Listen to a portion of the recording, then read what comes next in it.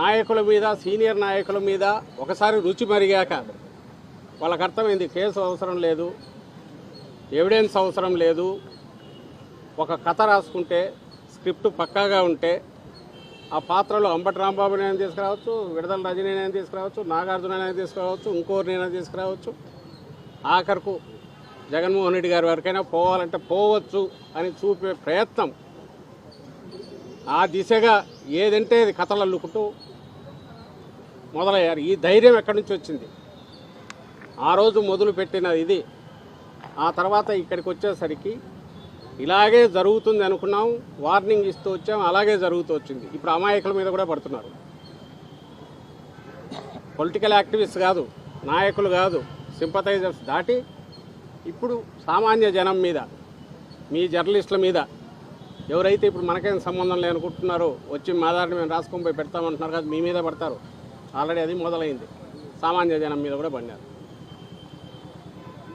మా వరకు మేము ఈరోజు వచ్చి ఇక్కడ పరామర్శించాక, జైలుకి వచ్చినాక వింటుంటే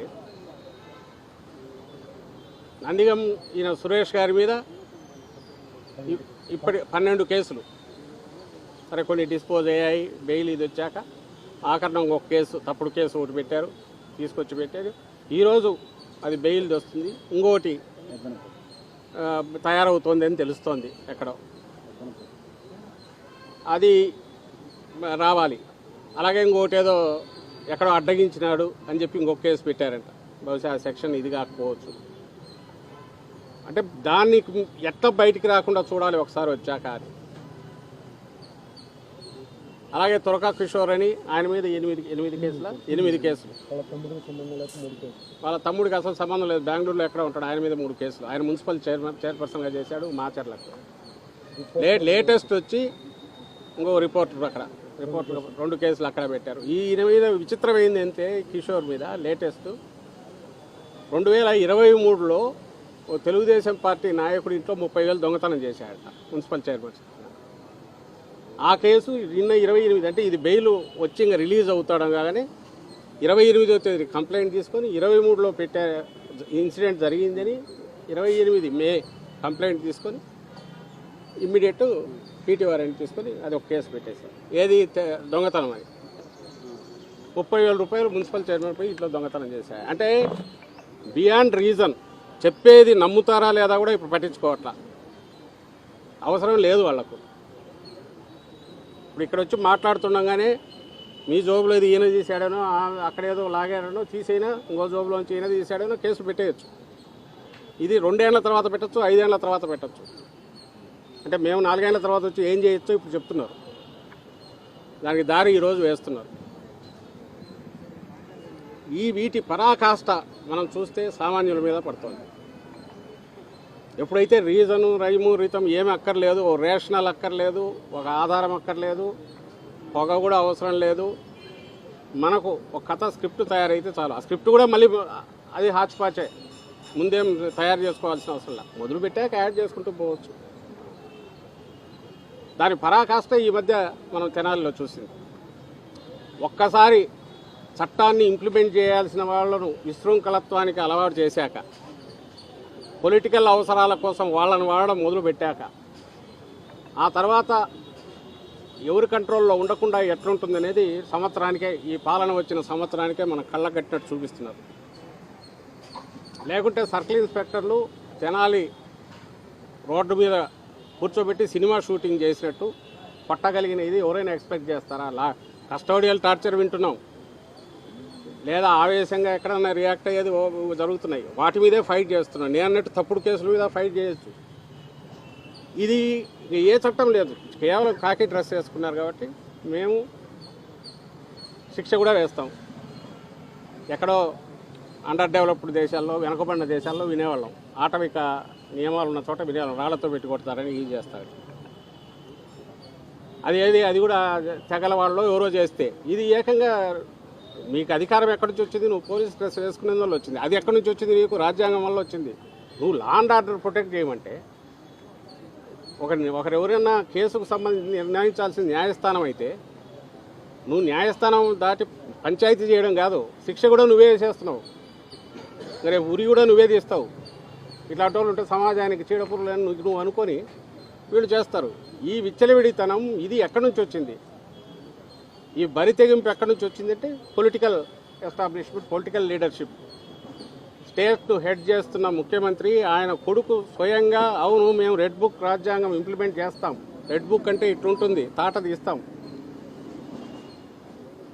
అని ఓపెన్గా చెప్పి అలా చేసిన వాళ్ళకే రివార్డు ఉంటాయని చెప్పినందువల్లే కొంతమంది అధికారులు కానీ పోలీసులు కానీ ఈ పనులు చేయగలుగుతున్నారు. దానికి తగినట్టే మిగిలిన డిపార్ట్మెంట్లో ఎవరికి వాళ్ళు చేస్తున్నారు. ఇది డేంజరస్. ఈ డేంజరస్ ట్రెండ్ ఏదైతే వార్న్ చేస్తూ వచ్చామో, ఏ గవర్నమెంట్ అయినా ఉండొచ్చు, కానీ అదుపు తప్పిపోయిన తర్వాత ఆ తర్వాత గవర్నమెంట్ను వాళ్ళు లెక్కలేకేసుకోరు, సిస్టమ్ అది కొలాప్స్ అయినాక ఘోరంగా నష్టపోయేది సామాన్య ప్రజలు ఇబ్బంది పడతారు. లా అండ్ ఆర్డర్ ప్రొటెక్ట్ చేయాల్సిన వాళ్ళే లా అండ్ ఆర్డర్ను బ్రేక్ చేసి తమ కంట్రోల్లోకి తీసుకొని తామే న్యాయ నిర్ణేతలు, తామే శిక్షలు వేసి తామే ఇంప్లిమెంట్ చేస్తామనేంత వరకు పోవడం వచ్చింది అంటే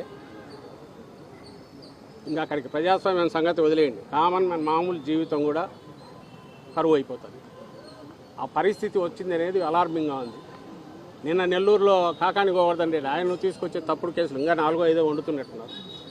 దానికి సంబంధించి కలెక్టర్ దగ్గరికి అతని టైం తీసుకొని 2 ఎమ్మెల్సీలు, గోవర్ధన్ రెడ్డి కూతురు, మిగిలిన నాయకులు పోతే దాని మీద కేసు పెట్టారు. పబ్లిక్ ఆర్డర్ని డిజర్వ్ చేశారని. మొన్న జోగి రమేష్ కొడుకు దాంట్లో ఎవరో సైకిల్ ఏదో తిప్పి ఇచ్చేశారని అక్కడ కేసు పెట్టారు. ఇంక ఇలాంటివి ఎన్ని ఉన్నాయో తెలియదు. వింటుంటే ఒకటొకటి అసలు ఎక్కడున్నామనేది అర్థం కావట్లా. బహుశా ఇది వాళ్ళకి ఎక్కుతున్నట్ల చంద్రబాబు నాయుడు గారు కానీ ఆయన కొడుకు కానీ మేము అలౌ చేసినది ఏ లెవెల్కి పోయింది, రేపు మాకు చుట్టుకుంటుంది, ఇది ఎక్కడికైనా దారి తీసే అవకాశం ఉంటుంది అనే దీనికి వాళ్ళకి ఇంకా ఎక్కినట్ల చెప్తూనే ఉన్నాం. డేంజర్ వచ్చేసింది. ఇంకా ఏమాత్రం ఇదైనా న్యాయస్థానాలకు అప్పీల్ చేస్తున్నాం, ఎక్కడో చోట ఇంటర్వ్యూని అవుతారు. కానీ ఆలోగా వాళ్ళు రియలైజ్ అయితే ఓ రెస్పాన్సిబుల్ పొలిటికల్ పార్టీగా మీరు చేయలేని పనులు ఇంకొక వాయిస్ ఎక్కడ రైజ్ కాకూడదు, మీ తప్పుడు పనులను ఎత్తి చూపకూడదు అనే దీంతో మొదలుపెట్టిన ఈ బరి తెగింపు చట్టాలను పక్కకు తోసేసి ఒక మాఫియా సైన్యంలాగా తయారు చేసుకుని దానికి సబ్స్క్రైబ్ అయిన వాళ్ళను దానికి లొంగిన వాళ్ళతోనే పనులు చేయించుకుంటూ మిగిలిన వాళ్ళందరినీ పక్కకు తోసేసి వీఆర్లకు పంపడము లేదా వాళ్ళ మీద కేసులు పెట్టించడం చేస్తుంది. టెర్రర్ ఏదైతే క్రియేట్ చేశారో అది ఎల్లకాలం సాగదు. ఆ రియలైజేషన్ ఇప్పటికన్నా ఆయన 40 ఏళ్ళ ఎక్స్పీరియన్స్ ఉన్న చంద్రబాబు నాయుడు గారికి వస్తుంది అనేది ఆశిస్తున్నాం. సరే, ఈ కేసులకు సంబంధించి ఫేస్ చేస్తాం, ఫైట్ చేయాల్సిన పద్ధతిలో ఇది చేస్తాం. ఒక పొలిటికల్ పార్టీగా, అందులో ఇంత బలమైన పొలిటికల్ పార్టీగా, ప్రజల్లో సుస్థిరమైన స్థానము, ప్రజల గుండెల్లో కోట్లాది మంది ప్రజల్లో అభిమానం కూడుగట్టుకుని సంపాదించుకున్న పార్టీగా వైఎస్ఆర్సీపీ ఫేస్ చేస్తుంది. కార్యకర్తలు, నాయకులు మేము ఫేస్ చేస్తాం. మా వర్రీ సామాన్య ప్రజల సంగతి ఏంటనేది దీన్ని అందరూ గమనించాలి. విఘ్నులు, మేధావులు, మీ జర్నలిస్టు కూడా అందరూ గమనించి మీరు క్వశ్చన్ చేయాల్సిందిగా మిమ్మల్ని అందరినీ కోరుతున్నాం. Thank you.